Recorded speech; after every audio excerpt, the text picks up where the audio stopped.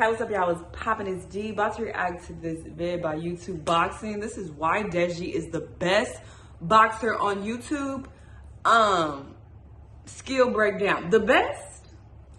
Didn't he win one time? I fuck with Deji. I fuck with KSI. I've been watching them for many years, but the best is a stretch. What the fuck is this? I know you fucking lying. If y'all don't get the fuck out of here. The best is a stretch, you know, in my personal opinion, but you know, whatever, we're gonna see what they have to say. I'm diving into the world of YouTube boxing and boxing in general. You know, it's been pretty interesting, these videos I've been watching as of late. Seeing him fight, Fuzi, seeing KSI fight, Austin McBroom, you know, lots been going on lately, and then now Deji about to fight Mayweather. Insane. Anyway, let's see why he is the best. Let's watch. Deji is the best YouTube boxer, and with good physical preparation, he will defeat Jake Paul without any problem. Oh, any problem. In this video, we will analyze the technique of the most gifted and at the same time the laziest boxer on YouTube. Okay. To prove to you that Deji was born for boxing, we will analyze each of his fights in detail. Who is this?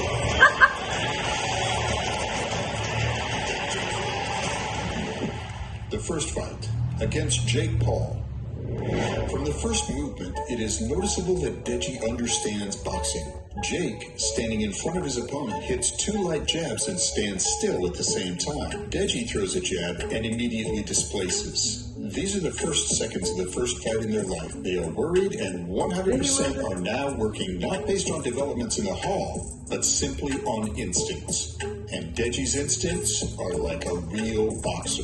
Deji decided to parry Jake's jabs, which Jake immediately noticed and threw a left hook that shocked the Brit. Despite this, Deji did not panic and skillfully recovered. The fighters have already been in the clinch more than once, and Deji has seen over and over that Jake always comes out of the clinch with his hands down. Deji noticed this, and after Paul's attack, he went into the clinch, only to deliver a strike at the exit that broke Jake's nose. At the end of the first round, you can see how Deji felt out Jake's timing.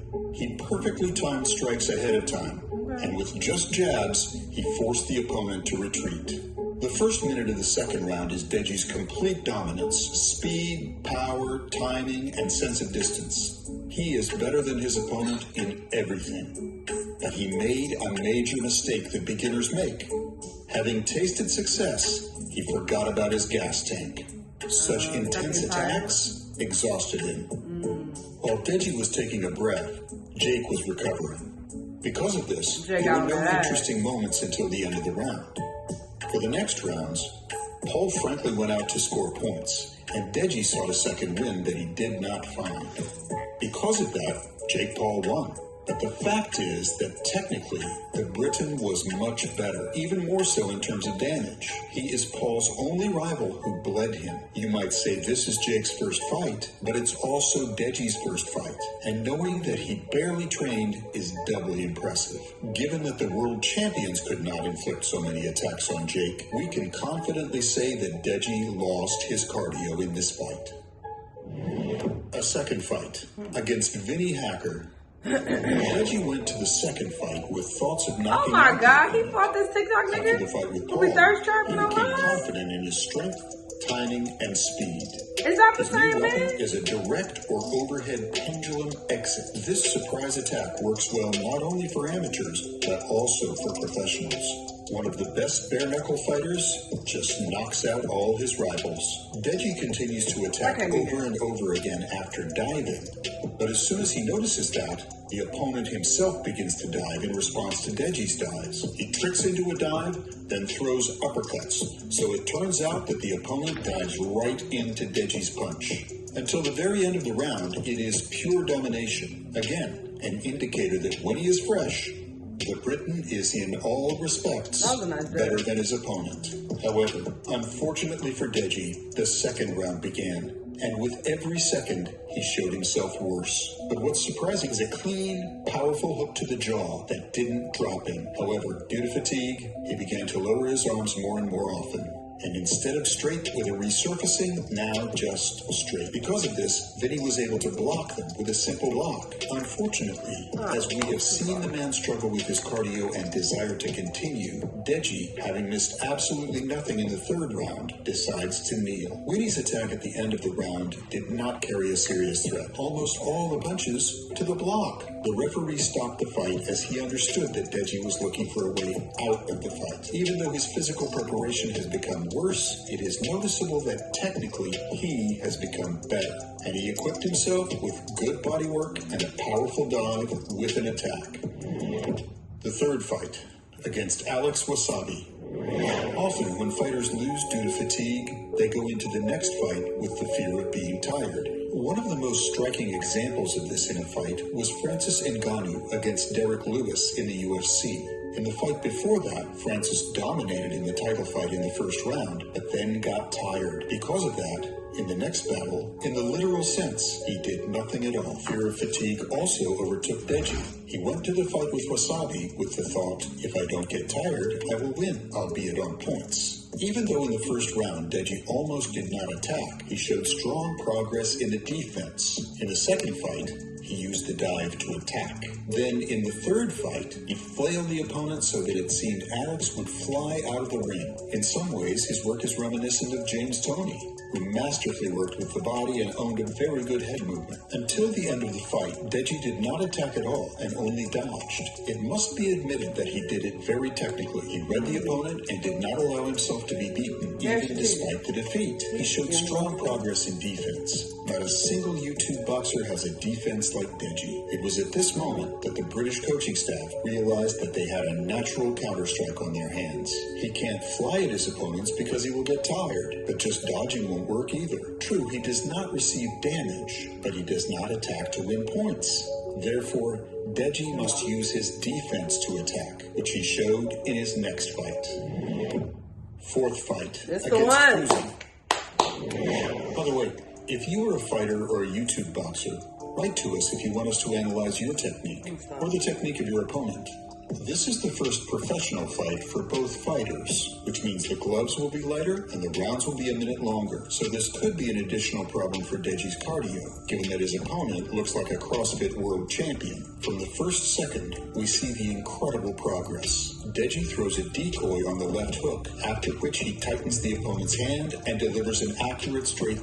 The left hook trick worked 3 times in a row. Deji noticed that if you push Fuzi to the corner, the left hook can be not only a trick, but also a punch. Now the whole combination accurately hits the opponent's head. It is noticeable that the opponent is afraid of the Briton's attacks, because before he has time to strike, Fuzi is already running back. What gave Deji confidence is that he now always keeps his front hand in the air. These are not show-off moves, but a good way to measure the distance, to hit from a position where the opponent cannot reach. Hand control also affects the quality of the defense. Deji, as a real boxer, does not rely on the block, but on his head movement and footwork. And thanks to distance control, he always leaves the attack line in time. The rest of the round is real domination from the Brit. However, we've already seen this. So let's look at the second round. In the second 3 minutes, Deji just gets bold, knocking Fuzi's jabs off with his wrist to get close and land a straight. And now you see why he can become a real pro boxer. He introduces Fuzi to the fact that after the right hook, flies a left straight, but instead of a straight to the head, Deji delivers a powerful punch to the body. The fight is under the complete control of Deji, and most importantly, he is not in a hurry. He fights like a real counter-striker, uses tricks, and invites the opponent to himself. Let's analyze the knockdown, because this is already a classic from Deji. From the second fight, he showed that he has a powerful amplitude left straight. He uses his right hand to make Fuzi think of her and defend himself against her. While the opponent is distracted, Deji delivers a signature straight that sends the opponent down. Deji finally wins and does it with confidence. Having analyzed the past fights, it becomes clear that Deji's main rival is technically himself. And in terms of boxing IQ, he was head and shoulders above all his rivals. With good physical preparation, Deji is the best boxer on YouTube, with incredible defense and very complex attacks. What do you think? Who do you want to disassemble? I don't know enough about boxing to make this claim, so I'm gonna shut the fuck up. But you know, it wasn't giving the best boxer on YouTube. You know, that's a bit of a stretch, but, you know, the way he described, you know, his technical, you know, strategies and whatnot, maybe.